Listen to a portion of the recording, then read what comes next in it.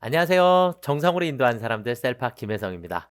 네, 이번 시간에는 지난 124회에 이어서 125회 전산세무 2급 출제 예상 문제를 한번 뽑아 드려 보도록 하겠습니다.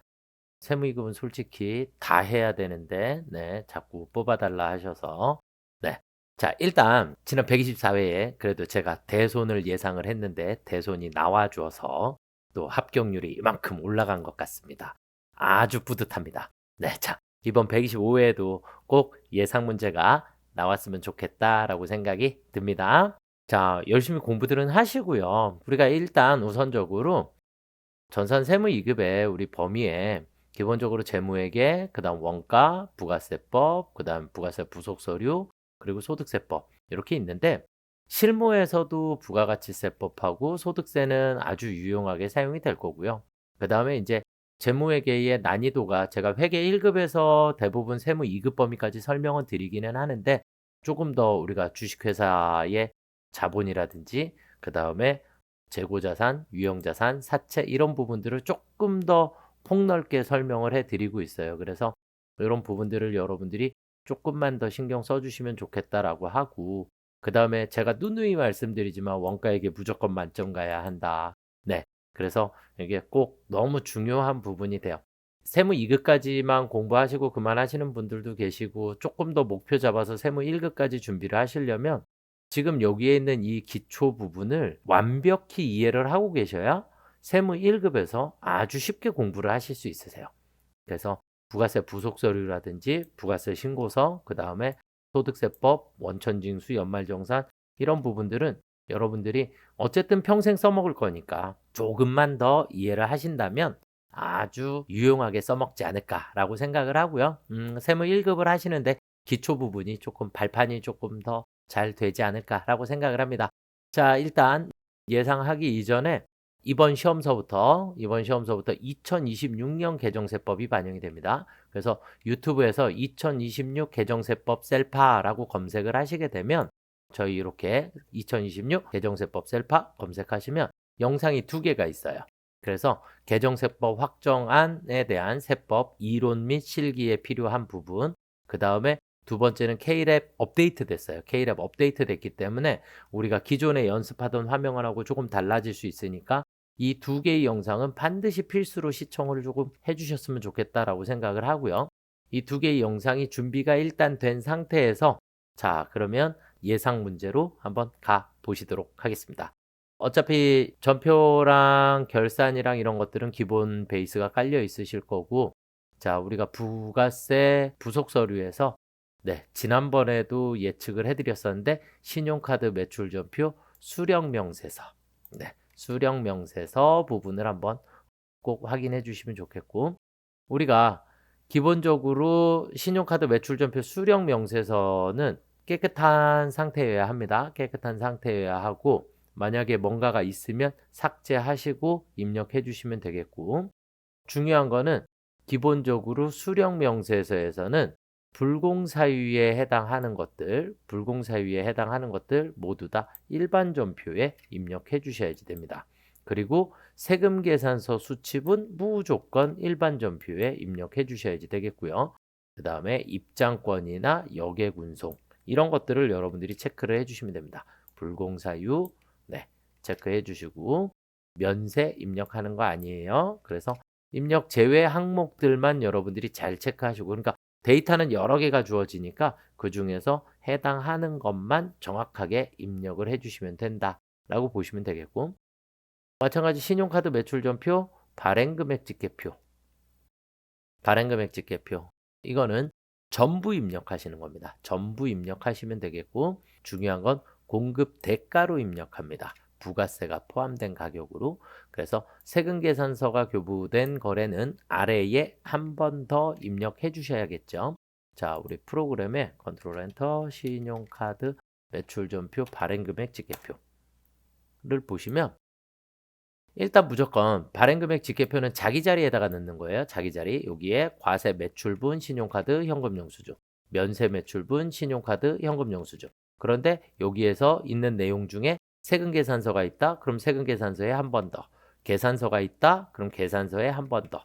이렇게 입력해 주시면 된다라고 보시면 되겠고 반드시 마지막에 저장 버튼 눌러주시면 되겠습니다. 이해되시죠? 네, 이해되셔야 합니다.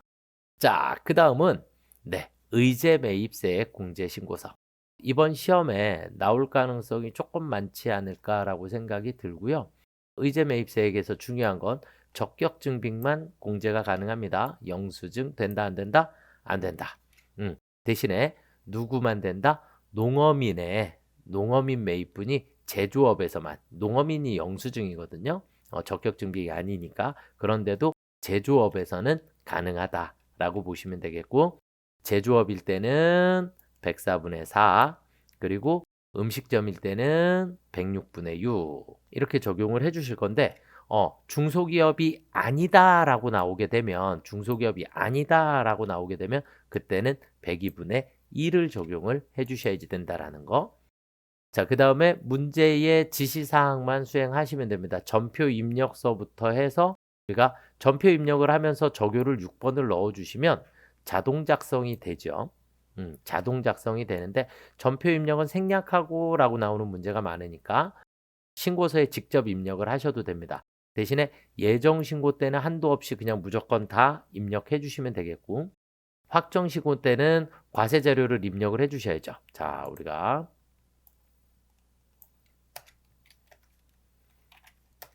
의제 매입세 공제 신고서에 가시면 우리가 확정 과세, 예정 과세 기간에는 그냥 위에만 작성을 해 주시면 되는 거고, 확정 과세 기간에는 여기 밑에 있는 예정분, 확정분, 매출 자료, 그 다음에 당기 매입분 입력하실 때 반드시 예정 플러스 확정으로 입력해 주셔야지 된다라는 거.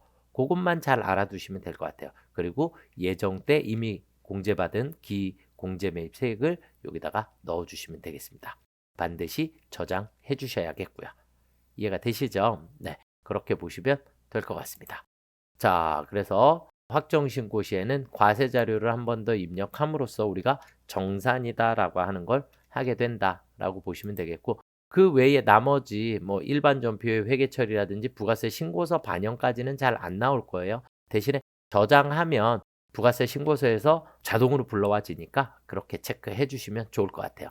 그래서 의제 매입세 공제 신고서도 조금 잘 알아두시면 좋겠다라고 생각을 합니다. 저는 확정적으로 의제 매입이 나오지 않을까라고 생각을 조금 하기는 하는데, 아주 쉬우면 이번 시험은 정말로 제가 예상하는 건 엄청 쉽게 나올 거예요. 정말로 쉽게. 그래서 이번 시험이 여러분들이 자격증 취득하시기에는 아주 좋은 기회다라고 생각이 드실 거고, 신용카드 부분이 나와주면 완전 땡큐 문제가 되겠고, 높아심에 하나만 더 설명을 드리면 공제받지 못할 매입세. 공제받지 못할 매입세액은 우리가 불공, 그 다음에 안분, 그리고 정산, 재계산 이렇게 나눠져 있죠. 그렇죠? 그래서 안분 정도나 나올 수 있지 않을까라고 생각을 하는데, 세무 2급에서는 가장 어려운 문제 중에 하나예요. 세무 1급 하시는 분들도 공제받지 못할 매입세액 명세서는 조금 많이 어려워들 하시는데, 그래도 기본적으로 첫 번째 공제받지 못할 매입세액 내역은 불공을 찾는 거죠. 예를 들어서 4월에서 6월로 한번 써볼게요. 그러면 뭐 여기 숫자 있는 건 신경 쓰지 마시고, 그래서 개별 소비세, 승용차, 기업 업무 추진비, 면세 사업과 관련된 것, 토지의 자본적 지출과 관련된 불공 사유에 해당하면 매수와 금액을 입력을 해주시면 된다. 이렇게 보시면 되겠고, 안분은 예정 과세 기간에 하는 것인데 공급가액 기준으로 안분이다라고 하는 걸 하게 되고, 전표 데이터는 무조건 아니요. 대신에 공통 매입에 공급가액과 세액을 써주도록 돼 있고, 총 공급가액은 우리가 과세 플러스 면세 모두 다 합산된 금액, 그 중에 면세 이렇게 쓰시는 거고, 그럼 자동으로 계산이 됩니다. 정산 탭으로 가게 되면 정산은 확정 신고 때 사용을 하는 거고요. 정산은 아니요. 근데 여기가 세액이에요. 세액. 세액. 그 다음 총공급가액, 과세 플러스 면세, 그 다음 면세. 그래서 면세가 나오고, 대신에 예정 때 불공제가 있으면 기불공제 매입세액을 써주시면 자동으로 계산이 되겠습니다. 재계산도 확정과세 기간에만 하는 것이고, 뭐 건물이나 구축물, 전표는 아니요. 그 다음에 해당제와의 매입 세액, 그래서 세액 쓰는 거고, 여기를 제일 많이 실수해요. 취득 연 월까지만 입력해 주시면 된다. 단기에 총공급 전체 과세 플러스 면세, 그 다음에 면세. 직전은 바로 이전 기의 총공급가액과 면세 공급가액을 써주시면 자동으로 계산이 되게 됩니다. 아시겠죠? 여기까지 저장해 주시면 정답이 되겠고요. 크게 뭐 신경 안 쓰셔도 괜찮지 않을까라고 생각하는데 혹시나 해서 네.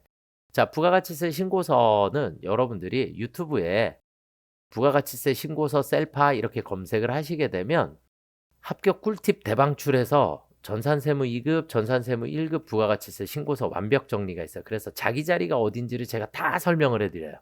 다 설명을 해드리는데 여기에서 한 가지만 여기 전자신고 세액공제 10,000원이라고 되어 있는데 이 부분은 전자신고 세액공제 올해서부터 5,000원으로 변경되었죠.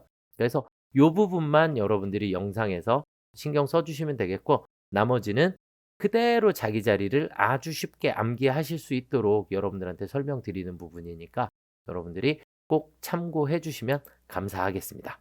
전자신고 세액공제 5,000원으로 변경되었습니다. 아시겠죠? 자, 그 다음에 일반 전자신고 하는 건 다 아시죠?